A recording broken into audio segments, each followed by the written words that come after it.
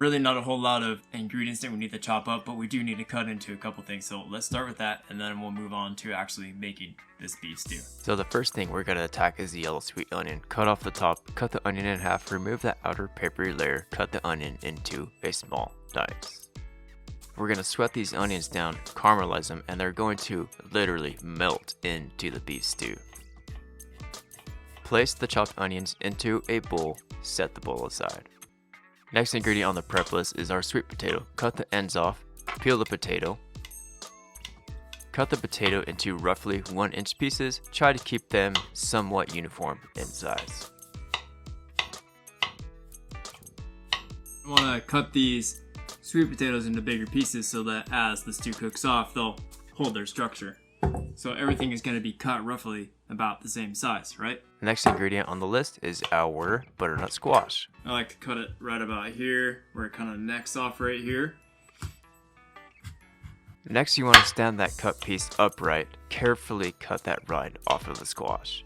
Butternut squashes can be kind of difficult to cut into, so just make sure you have a sharp knife and just be careful. Again, the squash pieces are going to be cut roughly the same size as we cut the sweet potatoes. So that bottom end of the squash is where all the seeds are at. So I'm carefully cutting pieces off of the squash, going around that pocket where the seeds are at. Whole garlic clove, just put it on the cutting board, give it a quick smash like that. Get that outer papery layer off, and then they have a root end right here that definitely don't want in my stew, so get rid of that, right? The last ingredient that we need to cut is the London broil. I definitely recommend cutting raw meats up last. Again, we're going to cut this London broil into 1-inch cubes, the same size as the rest of the ingredients. London broil is a great cut of meat for a stew. Yes, it's a leaner cut of meat, but it does definitely get super fork tender when it is cooked down long enough and with the right ingredients. So I'm cutting these all up about the same size, you know what I mean? So everything's kind of cooked down, have a nice fitting on the fork. It's gonna look nice, presentation on it. It's good. I get a lot of questions on what type of wines I like to cook with. How do you choose? How do you know what to use? It's really as simple as picking a wine to cook with that you can enjoy drinking. It's really as simple as that. And this is an $8 bottle of wine. It's not a super expensive wine, but it's nice to drink. It's a light-bodied wine. It has really, really great flavors. Dark cherry, hints of vanilla. It's gonna play really well off of that sweet potato squash that we have, getting a nice caramelized crust on the outside of the beef, caramelizing some onions, using some beef stock in there, so I'm gonna really level up that umami flavor that a good beef stew is supposed to have, in my opinion. So the next logical step is actually starting to cook the beef stew. I got my Dutch oven ripping on high heat. 2 tablespoons of oil go into the Dutch oven. Now we want to cook the beef first in batches. I actually want to mention that I let the Dutch oven warm up for a good 2 to 3 minutes, literally till it started to smoke. After 30 seconds or so, I hit the beef with a little bit of salt and freshly cracked black pepper. The searing process will take about 2 to 3 minutes to get some brown color on the meat. Once the first batch of meat is fully browned, scoop it out of the Dutch oven, put it on a plate, set it aside, and now we're going to be ready for the next batch of beef. No need for adding any more oil. You do need to season the beef once again after about 30 seconds. Hit it with some freshly cracked black pepper. Stir this beef very occasionally. Let it get a good, nice golden brown on the outside.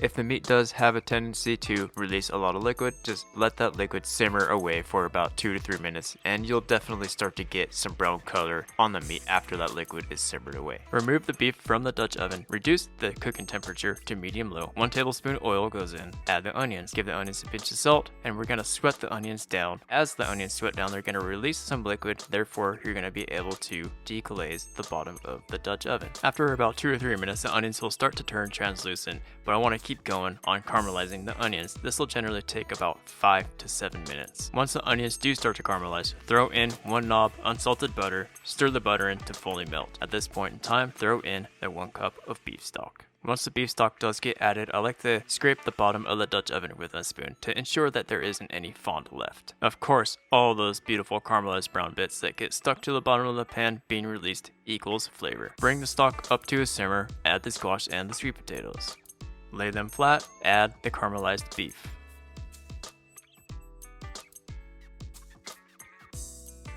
throw in some fresh herbs. I'm using 1 sprig worth each: rosemary, thyme, and sage.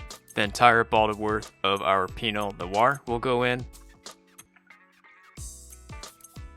If needed, go ahead and top the rest of the ingredients off with a little bit more beef stock. You want these ingredients to be just barely covered with liquid. Taste the liquid, adjust seasoning as necessary, and bring the liquid up to a boil. Turn off the heat, put a lid on the Dutch oven, place it into the oven that has been preheated to 300 degrees Fahrenheit, and let that go for 3.5 hours. This London broil beef stew is rich, it is hearty, it is perfectly balanced from all the flavors in it. That London broil is incredibly tender, incredibly flavorful, and it has a nice amount of moisture for how lean of a cut of meat that the London broil is. You can literally pull the meat apart with zero effort. Garnish with some chopped herbs. I love the flavor combination of rosemary, sage, and thyme.